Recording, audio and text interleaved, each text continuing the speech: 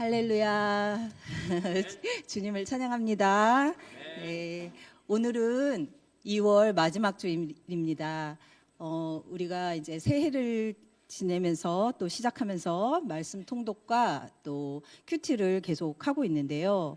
요즘은 누가복음 말씀으로 저희가 큐티를 하고 있습니다. 누가복음의 저자는 누가지요. 네, 바울과 함께 그 동역했던 의사 누가입니다. 그는 사도행전을 쓴 저자이기도 한데요. 누가는 의사라는 직업을 가지고 있었고, 그리고 말씀 곳곳에서도 의사로서의 그런 면모를 보여주기도 합니다. 의사라는 직업을 지금 이렇게 나와서 말씀드리게 되는데요. 제가 전에 또 학원에 있었고, 그래서 요즘에 우리나라에서 이렇게 의사라는 그런 쪽에 너무나 관심이 많은 것을 이렇게 볼 수가 있었거든요. 그래서 요즘처럼 이렇게 메디컬 쪽에 학생들이 이렇게 관심이 있을까라 생각할 수 있을 정도로 학생들이 진학에 있어서 쏠림 현상이 나타나고 있더라고요. 그래서 심지어 메디컬 부분을 블랙홀이라고 이렇게 말할 정도로 또 자연계 쪽 학생들이 그 자신의 재능이나 관심이나 이런 것은 전혀 상관하지 않고 무조건 의대, 약대, 한의대, 간호대 등으로만 이렇게 가려고 하는 그러한 경향이 있는 것을 보았습니다. 또 이공계를 전공하는 학생들은 반수라든지 삼수, 심지어는 졸업한 다음에 학생들이 다시 수능을 준비하여서 이쪽으로 가려는 학생들이 심심치 않게 보여지고 있습니다. 이렇게 의대를 가려고 하는 이유는 아무래도 의사라는 직업이 부나 명예 그리고 존경을 받을 수 있는 직업으로 생각되기 때문인 것 같습니다. 그러나 이렇게 직업은 지역이나 시대나 그리고 그거에 따라서 선호도가 다른 것 같습니다. 어떤 직업은 예전에는 천박하거나 선호하지 않는 직업이었더라도 또 요즘 시대에는 그 위상이 달라진 직업이 있고요. 또 그 반대의 경우도 있는 것 같습니다. 오늘 우리가 만나볼 사람의 직업은 세리입니다. 당시 세리는 창녀와 같이 죄인 취급을 받는 직업이었는데요. 그 당시에는 로마의 지배를 받고 있고 그에 따른 세금은 유대인들을 고용해 걷고 있었습니다. 우리나라의 일제 강점기 때와 같이 일본을 도와 일했던 일본 앞잡이들을 우리 민족들이 싫어했던 것과 같은 모습이라고 생각됩니다. 재미있는 것은 누가복음을 쓴 이 의사 누가는 예수님의 12제자에 속하지 않는데요. 멸시를 당하던 세리인 레위는 예수님의 12제자 중에 속해 있습니다. 말씀을 보시겠습니다. 27절입니다. 그 후에 라고 합니다. 누가복음 앞부분은 예수님께서 베드로와 어부들을 부르시는 내용과 그리고 나병에 걸린 사람을 깨끗하게 하시고 그리고 침상을 메고 온 그 중풍병자를 고치신 내용이 나옵니다. 그리고 27절에 보시면 그 후에 예수께서 나가사 레위라 하는 세리가 세관에 앉은 것을 보셨다고 하십니다. 예수님께서는 레위를 직접 부르셨습니다. 레위의 다른 이름은 아시나요? 예, 마태입니다. 당시 유대인들은 이름을 여러 개를 가지고 있었는데요. 그의 이름이 레위였다는 것은 아마도 그가 레위 지파였던 것 같습니다. 우리가 여호수아 말씀을 묵상할 때 보았던 대로 레위 지파에게는 분깃이 없고 하나님을 그의 분깃으로 삼아 살아가야 하는 지파였습니다. 그러나 그의 이름과는 다르게 그는 하나님이 아닌 돈을 따라 사는 세리의 일을 하고 있었습니다. 본문의 내용에서는 그가 세관에 앉아 있었다고 하는 것으로 보아 세리 중에서도 세리장 정도로 당시 헤롯 안티파스의 통치 지역에 오고 가는 물품들에 관해 관세를 징수하는 그러한 임무를 맡고 있었을 것입니다. 이 지역 가버나움은 아마도 갈릴리에 있는 관세 징수 지역 중에 하나였을 것입니다.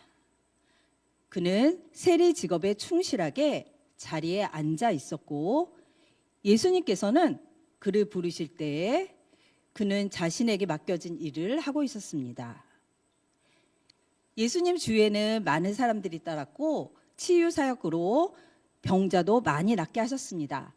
그러나 모든 사람을 제자로 부르지는 않으셨습니다.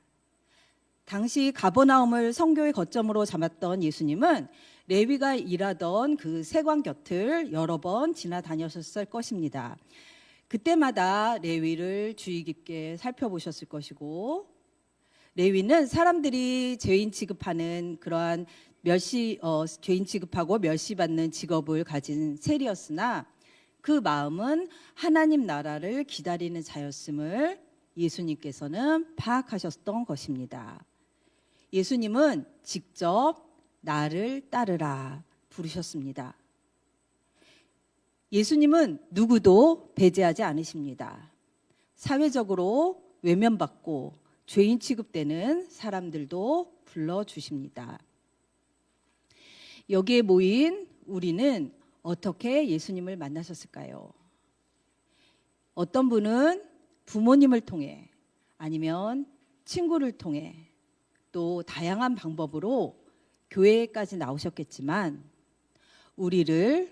나를 부르신 분은 바로 예수님이십니다.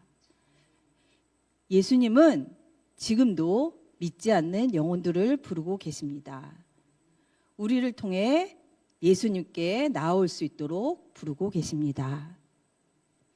우리의 판단이 아니라 누구도 배제하지 않으시고 부르시는 예수님의 마음으로 영혼들을 바라보아야겠습니다. 예수님께서 부르시자 28절에 레위는 모든 것을 버리고 일어나 따랐다고 합니다. 망설임 없이 그곳에서 일어난 것뿐 아니라 모든 것을 버려두고 주님을 쫓았다고 합니다. 레위가 예수님의 부르심을 받고 이렇게 바로 반응했다는 것은 많은 의미를 포함하고 있습니다. 앞에서도 말씀드렸듯이 레위가 앉아있던 그 세리의 자리는 많은 부귀를 얻을 수 있는 자리였습니다. 당시 세리들은 로마 제국에서 정해진 세금보다 더 많은 세금을 걷어들여 자신의 이익을 취하고 부유하게 지내고 있었기 때문입니다. 그러나 그의 직업은 사회적으로 낙이 찍힌 직업으로 유대인들은 로마 제국의 지배를 받는 것도 싫은 상태에서 로마를 위해 세금을 걷는 이 세리들을 민족을 버린 배신자로 취급하였고 살인자, 도둑, 창녀처럼 죄인으로 여겼습니다. 아마도 레위는 세금 징수를 위해 자리에 앉아 있었지만 그 자리에서 예수님에 관한 소문을 많이 들었을 것입니다. 그리고 그는 자신의 마음 가운데 이미 예수님을 따르고 싶었을지도 모릅니다.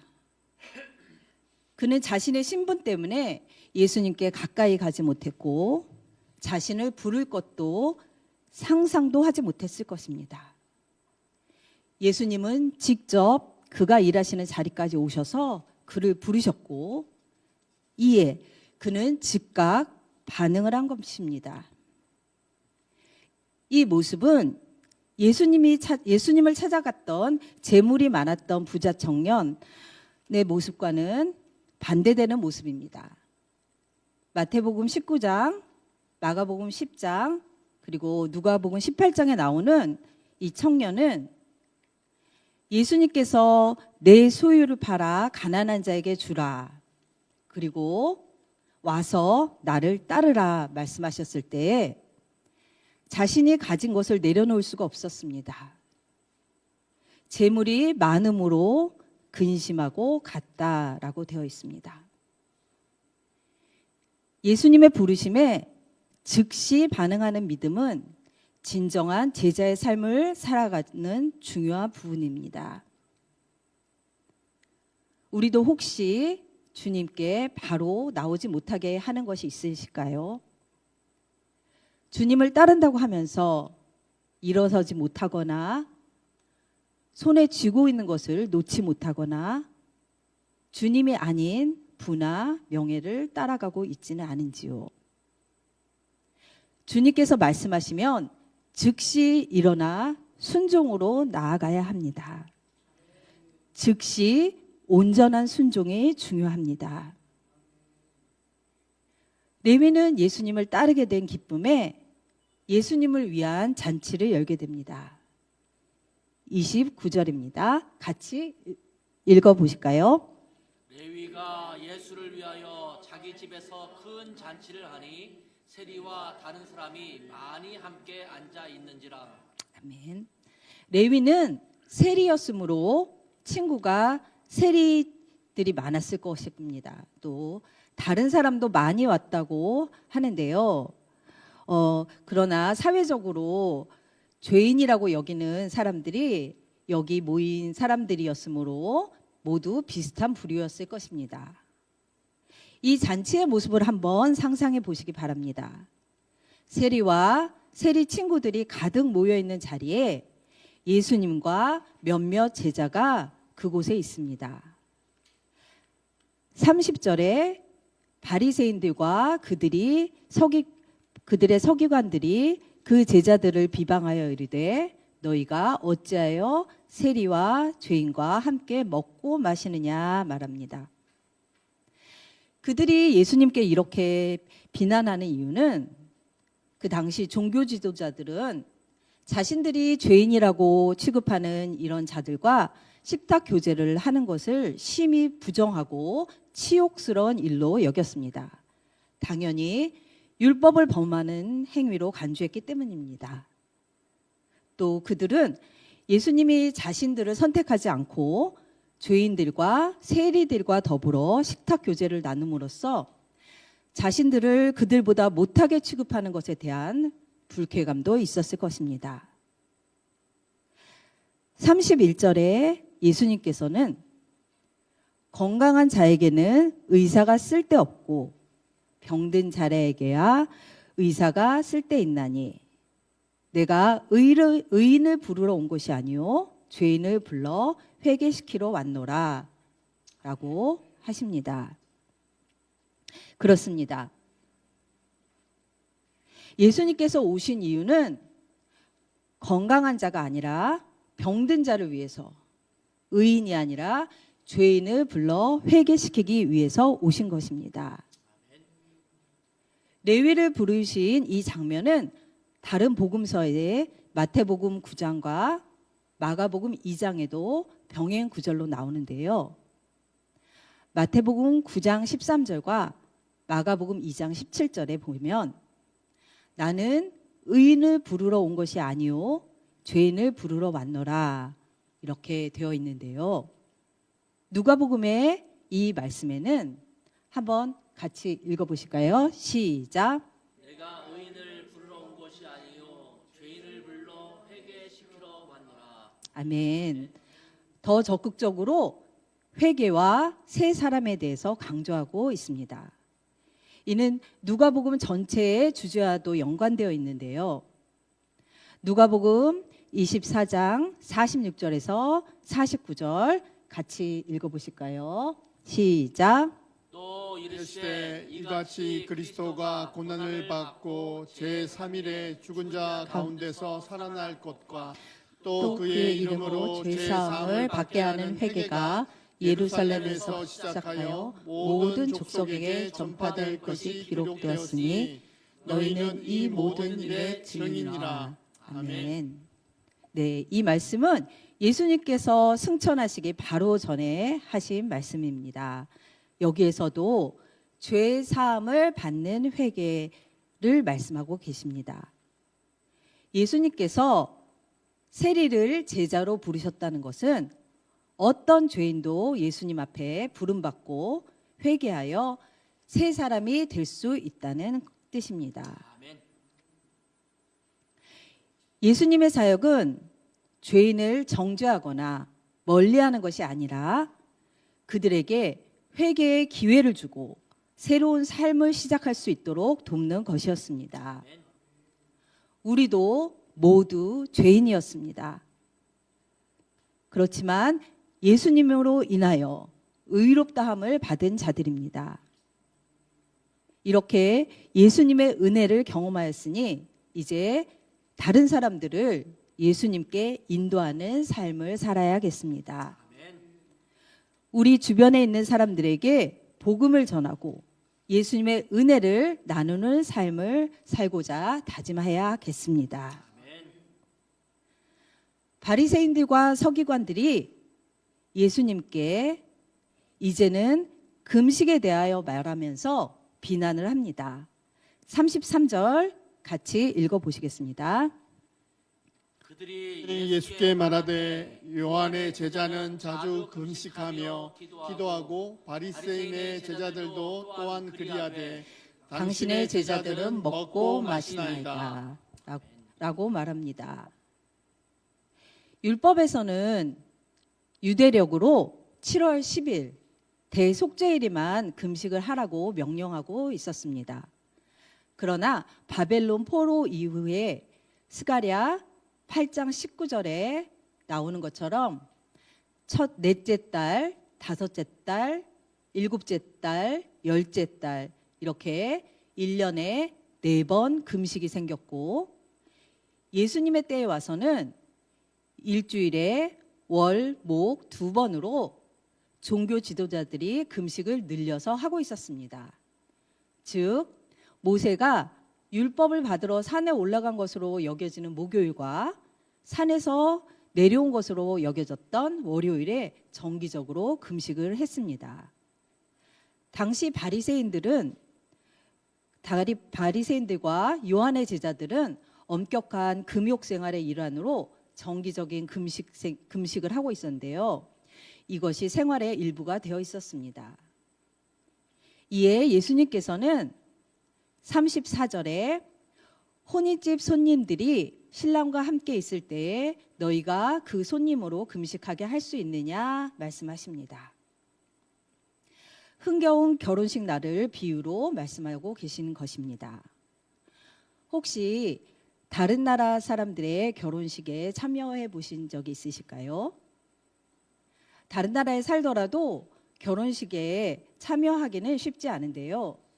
제가 미국에 살고 있을 때 남편 회사 직원이 결혼식에 초대해서 우리 부부가 참석한 적이 있었습니다. 특히 흑인 미국인 결혼식이었습니다. 예식은 교회에서 했고요. 각각 5, 6명의 남녀 들러리가 있는 것을 보았습니다.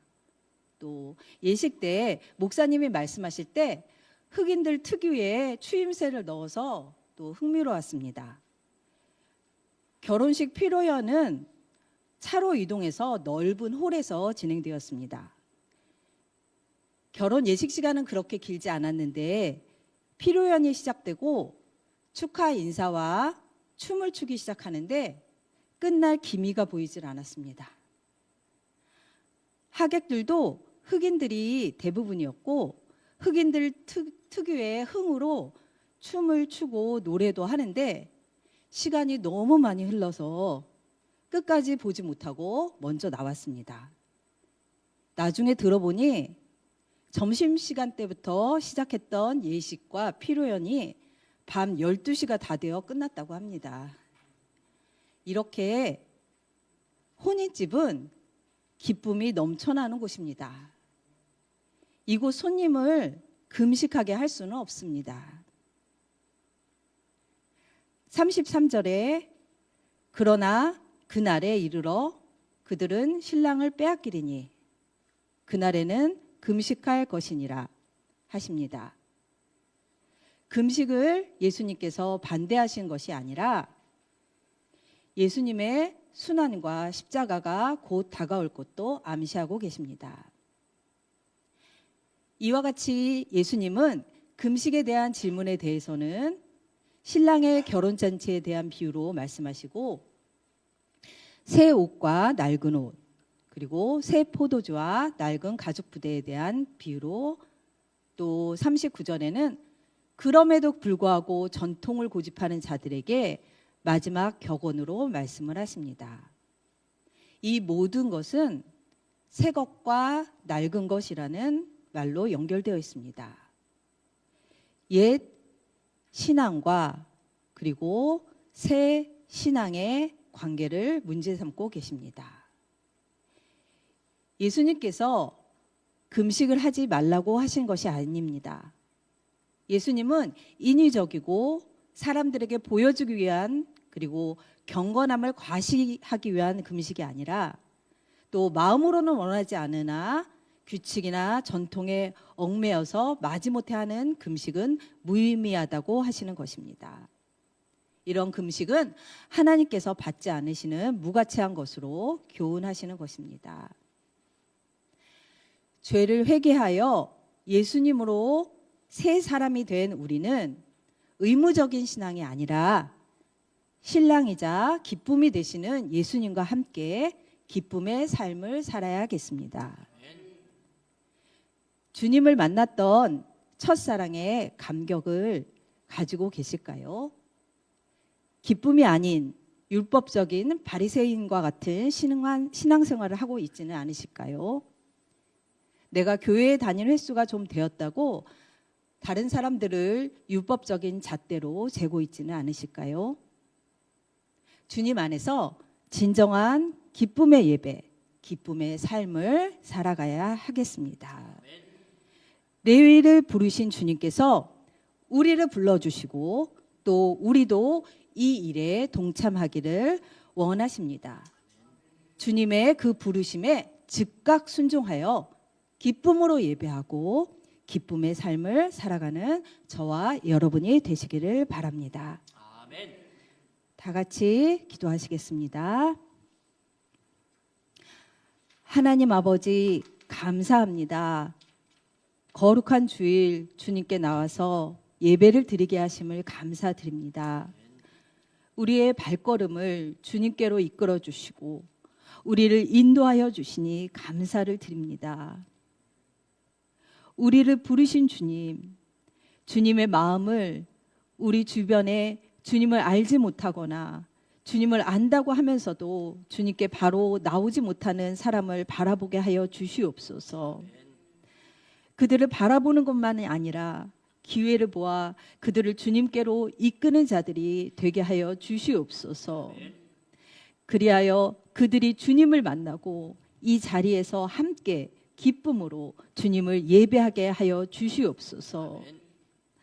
우리를 부르시고 여기까지 인도하신 주님, 우리가 종교인으로 율법적인 삶을 사는 것이 아니라 날마다 주님과 함께 감사와 기쁨으로 삶을 살아가기를 원합니다. 아멘. 내 안에 다른 사람을 정죄하거나 판단하는 마음이 있습니까? 나의 죄를 사하여 주시고 나를 인도하여 주신 주님을 만났던 그 기쁨을 회복시켜 주시고 다시 주님께 기쁨의 예배, 기쁨의 삶으로 나아가기를 원합니다. 아멘. 이제 또 시작될 한 주간의 삶 가운데서도 주님과 우리 모두 승리의 삶을 살기를 원합니다. 주님, 역사하여 주시옵소서. 그렇게 하실 주님을 찬양하오며 예수님의 이름으로 기도드립니다. 아멘.